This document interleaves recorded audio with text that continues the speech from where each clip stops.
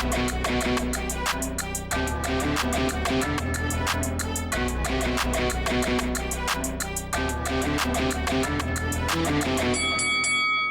guys, welcome to Boxing Squared for boxing news and views from around the internet.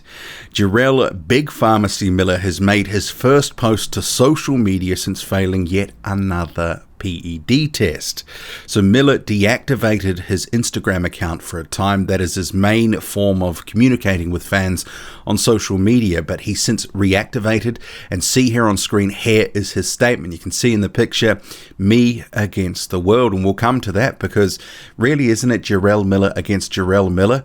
The world is just commenting on his current plight, but he's implicated God here in what's happened. So I'll get to that, his full statement, and then on to a few thoughts. So Big Baby Miller says, God, Allah has a plan for all of us. I never question the Creator's plan for my life. I will remain strong, confident, and continue moving forward on this difficult journey, but one that I am definitely built for. To my family, team, and friends and fans, I thank you for the continued love and support through the tough time. I love you guys for genuinely standing with me. I've seen and heard several individuals calling for me to be banned from boxing. Such fools. I have a lot to say on that, but it's a conversation that I'll revisit at another time. My fight continues, and it is one that I will win. I ain't ever laid down in a fight, and I ain't ever going to give up on myself. Never been a quitter, and never will. Big Baby is still here. Jarrell Miller's full statement. First statement on social media since failing what is his fifth performance-enhancing drug test of his career.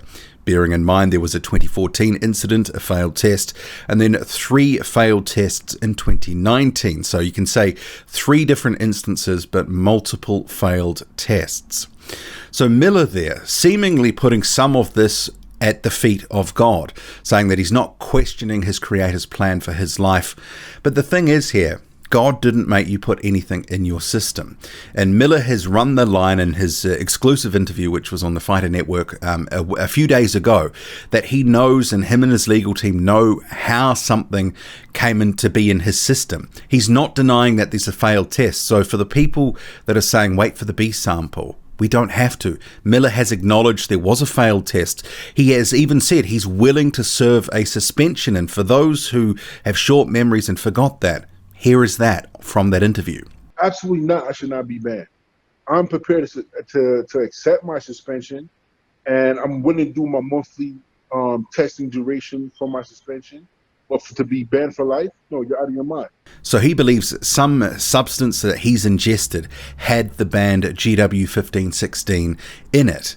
And I hope he's not going to try and claim cross-contamination, because that is just something that often is a go-to move when an athlete fails. They say, oh, there's a contamination of some whey powder that I was taking or something else.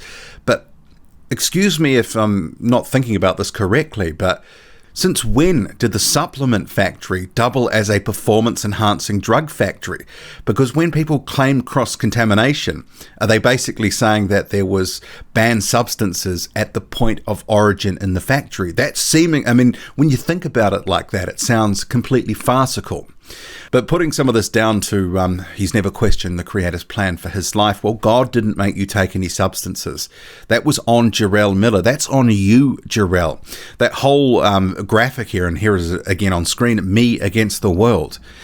It isn't so much the world is against you or wanted to be against you. You put the world against you because of your own actions.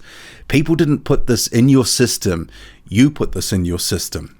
Really, it should be saying me against me, because that is what's happened here.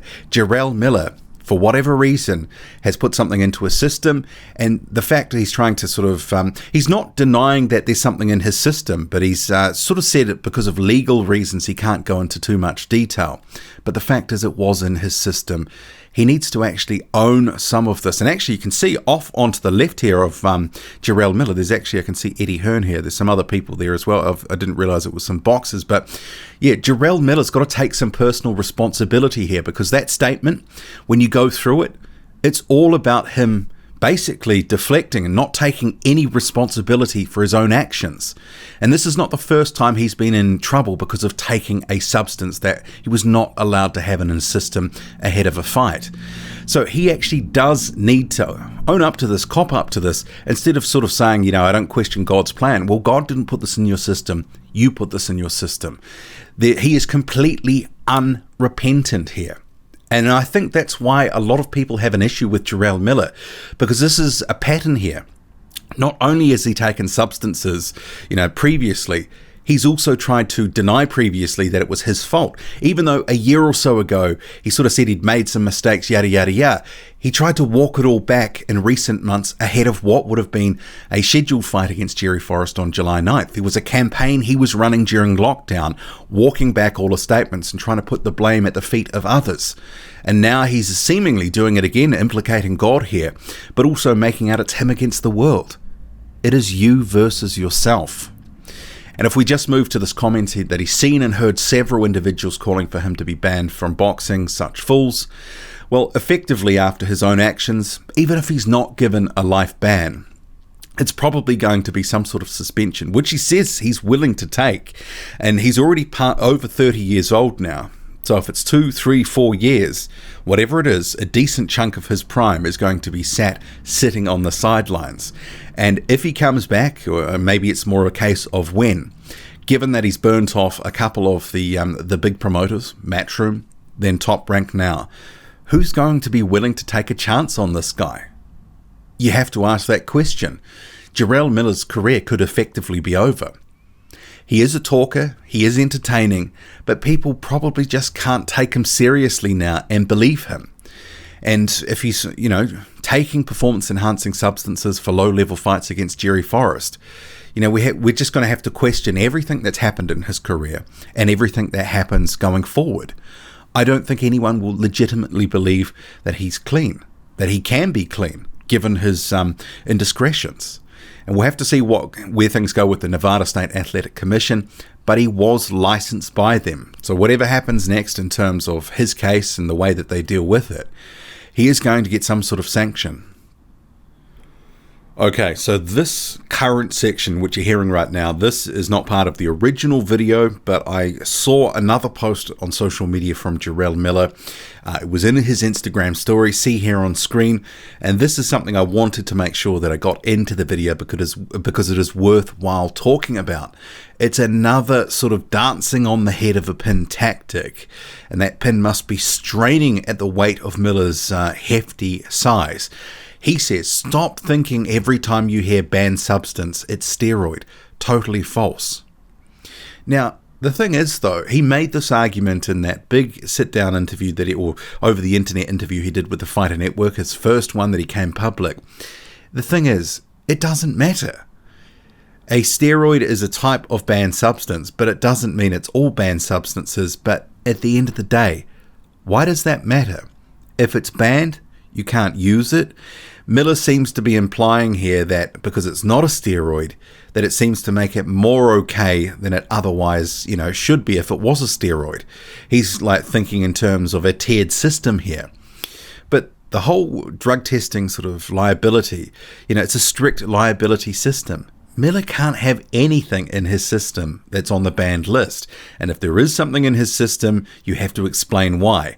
And Miller is obviously in the process of doing that with the GW 1516. But this whole narrative that he's trying to weave, that because it's not a steroid, that somehow makes it better than it otherwise is if it is a steroid, it's a false economy.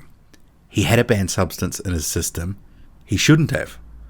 So, you know, game over Jarrell Miller. I mean, it doesn't really matter, you know, trying to finesse this. It wasn't a steroid, it's okay, or, you know, it's somehow not as bad. Look, you know, this is like the 5th time you failed the test. You know, it's not looking good for you, buddy, and just because it wasn't a steroid, so what?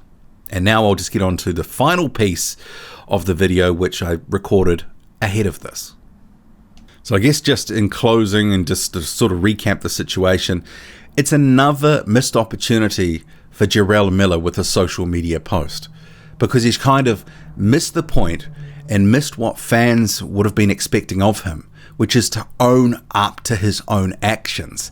But instead, there's deflection, sort of talking about, he never questions the Creator's plan for his life. It's him against the world. And really, he's just done it to himself, but he can't seemingly admit that. He can't say that publicly, even though we all know it's his own damn fault. Drop a comment loud and often, hit like, hit subscribe, follow me on Twitter, boxing_squared. I'm out.